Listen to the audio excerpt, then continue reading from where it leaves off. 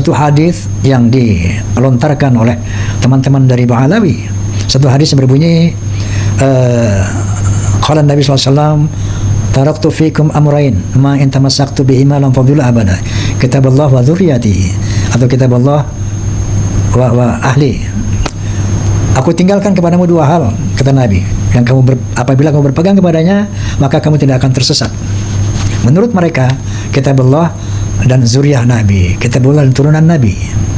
Sementara ada hadis lain yang sahih yang mengatakan, taraktu fikum amrayn ma in tamassaktum bihima la fadhulu abada, kitabullah wa sunnati, atau kitabullah wa sunnata rasulih. Aku tinggalkan kepadamu dua hal yang apabila kamu berpegang kepada keduanya kamu tidak akan tersesat selamanya. Pertama kitabullah, yang kedua adalah sunnah Nabi, entah itu sunnah qauliyah, sunnah fi'liyah, atau sunnah takririyah. Dari dua hadis ini kira-kira yang mana yang logis, yang benar? Tentunya hadis yang mengatakan Quran dan sunnah Nabi. Ketika kita mengatakan Quran dan turunan Nabi, turunan Nabi ini nggak masuk, apalagi mengaku turunan Nabi. Banyak di kalangan mereka yang bermaksiat kepada Allah. Apakah masuk akal kalau dengan berpegang kepada mereka maka kita tidak akan tersesat? Oleh karena itu hadis yang paling sahih mutawatir adalah taraktu fikum amrayni ma in tamassaktum bihima lam fadhulu abada, kitaballah wa sunnati. Aku tinggalkan kamu dua hal, ya, apabila kamu berpegang kepadanya kamu tidak akan tersesat selama-lamanya. Al-Quranul Karim dan sunnah Nabi make sense, masuk akal, rasional. Kalau Nabi mengatakan kitabullah wa turunanku, ini Nabi berarti nepotisme, tidak demokratis, dan itu tentu saja tidak masuk akal. Inilah barangkali teman-teman saudara-saudara kita dari para muhibbin, ya, terkontaminasi oleh hadis ini yang selalu didengung-dengungkan oleh mereka, sehingga pimpinan mereka mengatakan siapapun yang baca Quran, yang beriman Al-Quran, tapi kalau tidak cinta kepada habaib, sesat. Bagaimana status ulama? Ya, ulama warathatul anbiya. Terus bagaimana habaib?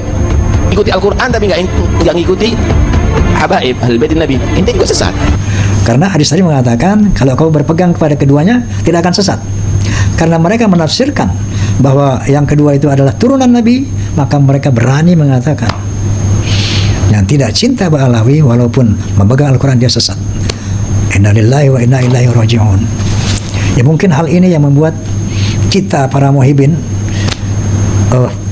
begitu tunduk kepada yang katanya turunan Nabi. Jangankan turunan yang palsu, keturunan asli pun tidak itu yang dimaksud Nabi.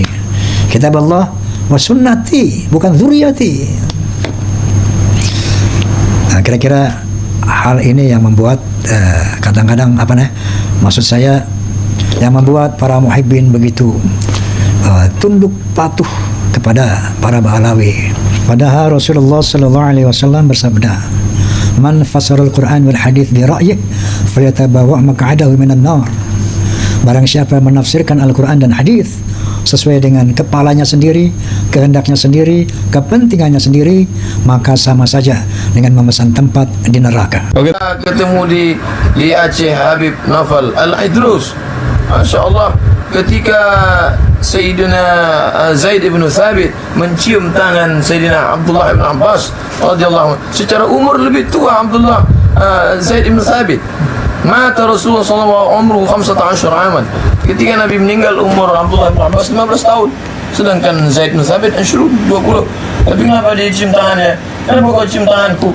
Kata Sayyidina Zaid bin Thabit, karena engkau kerabat Rasulullah sallallahu alaihi wasallam. Al-Hasan wal Husain sayyida syababi ahli jannah.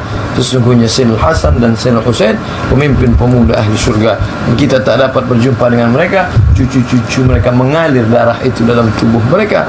Maka insyaallah kata Nabi sallallahu alaihi wasallam, kutinggalkan dua perkara. Di antara yang dua itu adalah kitabullah Al-Quran wa itrati ahli baiti, keturunan-keturunanku nanti yang berpegang. Kenapa keturunanku? Karena di situ kata Imam An-Nawawi mengatakan kenapa keturunanku? Litamassukihim bisunnah, karena mereka berpegang teguh dengan sunnah. Tapi ahli bait yang asli, bukan yang KW yang luka-lukai badan.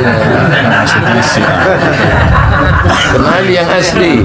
Makanya kita ketika Habib Omar bin Hafiz, Habib Omar bin Muhammad bin Salim bin Hafiz datang, maka kita pun datang. Kenapa?